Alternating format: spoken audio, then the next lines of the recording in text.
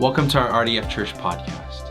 This is our Midweek Connection where we go deeper into the sermon that we heard this past Sunday. We really hope that this podcast and this week's discussion encourages you as you grow deeper into your relationship with God and as you get to know our church family closer and closer. We really hope you enjoy.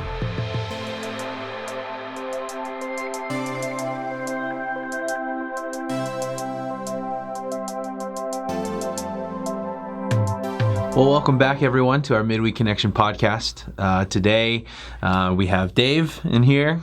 Again, I like to just always thank, anyone that's preaching, specifically you and Chris, for, cutting out some time to do this for us, and I really appreciate that, honestly. Well, I hope it's helpful. It's fun to get to do it. It's fun to get to tag on to things maybe we didn't get to talk about fully, or to respond to, hey, here's the kind of questions that have come up regarding the message. So, hopefully y'all are finding it fun and interesting. Yeah. I know specifically for me, being able to listen back on these things and expand, it just makes it sit even more in my soul, and as I've been thinking about the message throughout the week. So I appreciate that. I was going to tell you something funny that happened this week. I forgot. Okay, it was funny to me. Okay, but I kind of did this whole thing from the book of Ezra this week, and I'm like, Ezra, man, we've never preached from the book of Ezra. Like, it's this big mystery. And then after the services, people were like, "Oh yeah, no, my Bible study group, we're doing Ezra right now." Oh yeah, other people. Oh yeah, us worship in the worship world, we talk about Ezra all the time. And I was like, I think it's this big novelty, but apparently it's normal. I guess it's normal to be in the book of Ezra. So and for me too, like I've never really even read the book of Ezra. Yeah. You know what I mean? And specifically with this last week's sermon, and you introing what we're going to be doing this summer about the power of one, and us, rediscovering us being together as a church in one, at one time. It was really, interesting and fascinating to hear what you brought, through the book of Ezra. Yeah. And you were talking about and equating, the burnt sacrifices and things like that, that God has called them to do and to perform, to worship. Yeah. And you equated that with the the sacrifice that we might have to make, as far as maybe it's an inconvenience, or maybe it's a little different from what we expect. And you said the product of that is it resulted in celebration, right for the people in the book of Ezra.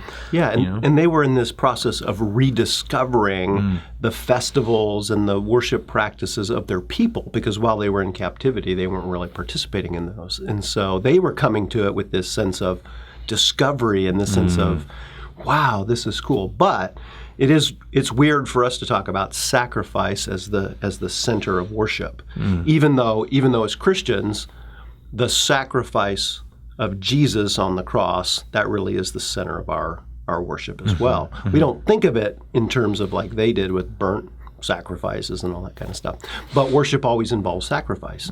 And then we don't want to stretch it too far, but there is a sense in which we sacrifice. There's a sacrifice on the part of the people, or there's an intentionality on the part of the people when we come to worship. That's connected. I think that's really cool to note too, because especially when you read the Old Testament, you hear about sacrifices and burnt offerings and living sacrifices and all these things that you're just like, what? How does that play out in the Old Testament? How does that play out for us? Right. And it's all about atonement. Yeah. Right. You can't just have worship. You've got to do something. You've got to. God has to do something about the distance between people and Himself. And it was through this, for them, it was through this system of sacrifice that there was an atoning for their sin. And then that just translated into the New Testament time, and for us, with Jesus saying, guess what? I'm the embodiment. I'm the culmination of this whole idea of sacrifice. I'm going to sacrifice for your sin, and so you don't have to. Now, when you come to worship, that distance has been it's been removed. Yeah. I feel like it's it's almost like with these sacrifices we reading those sacrifices in the Old Testament, it was as if like this feeling of like how far and how far our love for God is through those sacrifices. And I feel like time and time again, God kind of like within those sacrifices, he says, yeah, that wasn't enough though, and then fast forward into Christ, it's like Christ's atonement is more of like this is the depth of my love for you. This is what it looks like, and this is what it is. Good. And it's like good. It's crazy. It's like it's amazing to see that. Yeah, I wonder if you were involved in a system like that in the Old Testament, if you just had that ongoing sense of I just have to keep doing this. I just have to keep bringing this sacrifices year after year, time after time. Every time I transgress the law of God, how's that ever going to be completed? And then with Jesus, it's like, oh yeah, this is better. Right? This makes sense. This is like once and for all, and it is dramatically deeper. The depths that God is willing to show. That what the sacrifices were supposed to look like. Right. And I think that's amazing. It was really interesting too, as I was looking up with the lack of knowledge of Ezra that we were just talking about. It's wild.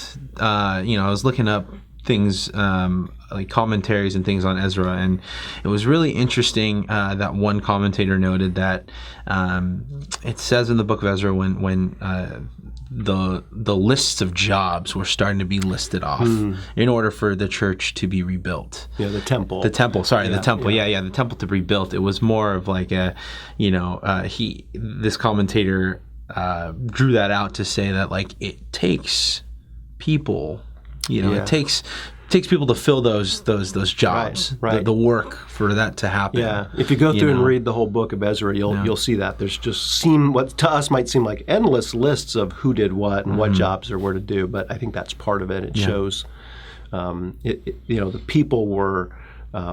They really wanted to record that. It was important to mark what it took and how many it took and how it was a community. Everybody did this. They all worked on this together. It's pretty remarkable. Yeah. It's that's wild. It's crazy to know that God sees that and He through this. It's like how in the world does a rebuilding of a temple back in that day, how does that relate to us here right now? There's a gigantic leap. I mean, there's a gigantic transition, obviously, from them to us. But we don't have a physical temple, right? We think of the church being the temple, in the sense not of a building, but of a people, that the Spirit of God indwells all of us. And so there's that sense in which we participate together in the life of Christ. And so like what we're doing this summer, hey, we want to be together as often as we can. We want to have as much fun together as we can. We want to celebrate together. We want to worship together, precisely because that's where the Spirit of God is, right?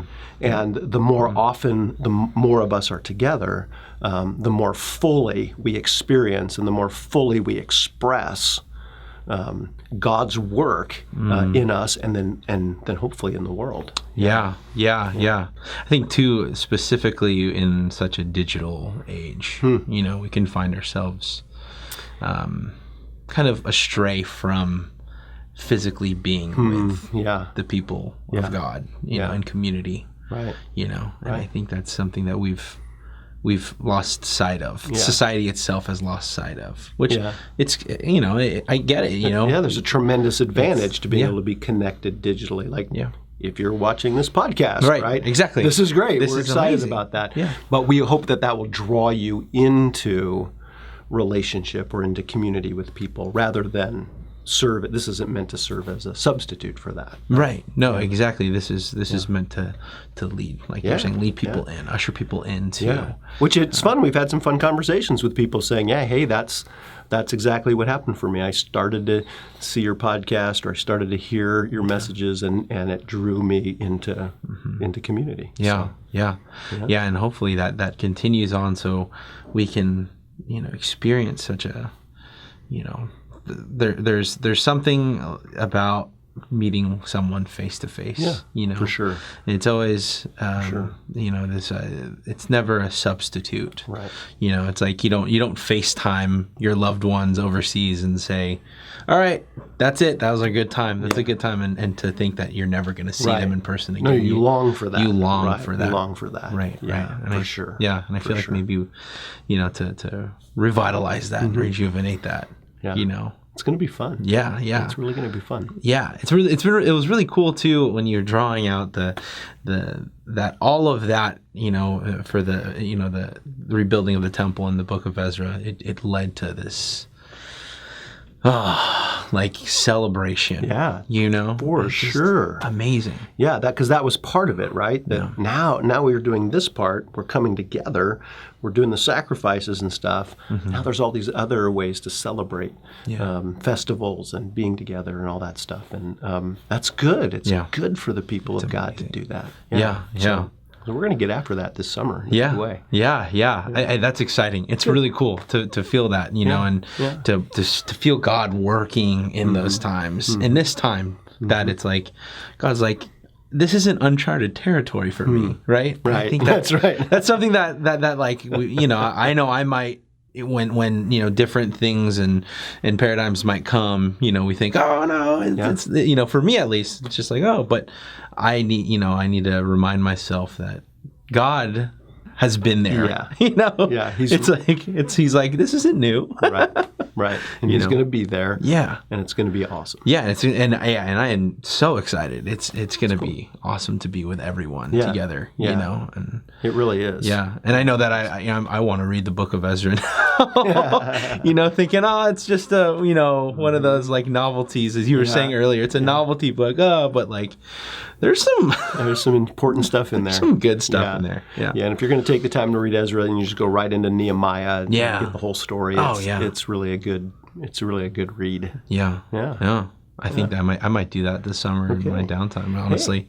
And that might be something that's a challenge for anybody, right? To say, hey, if you're looking for a place or looking for something to read, go ahead and read through Ezra and see the power of being together. Yeah. Well, I love that. I think that's a good place to stake. Plant a flag right there, because that's exciting. It's really cool. So thanks, Josh. Yeah, I appreciate you, Dave. And mutual. Yeah, I appreciate it. Well, and I appreciate you guys tuning in every single week for this Midweek Connection podcast. So we hope that this is a time for you that is enriching and is helping you being ushered into community with all of us here at Rose Drive. So we thank you so much, and we'll see you next week.